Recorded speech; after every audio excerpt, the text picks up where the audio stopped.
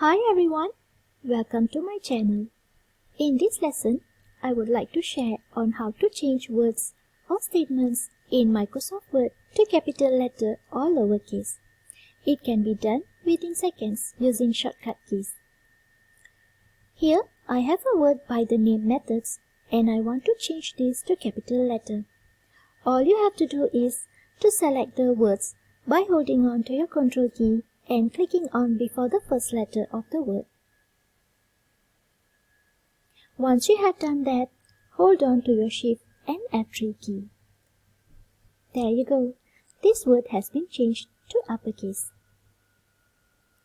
Another example, I am going to select this whole sentence and hold on the Shift and F3 key.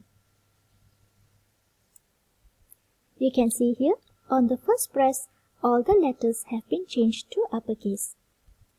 If you hit the keys again, it will change back to lowercase.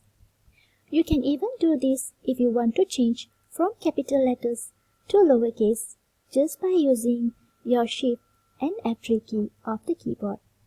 That's all for this lesson. We will meet in another video.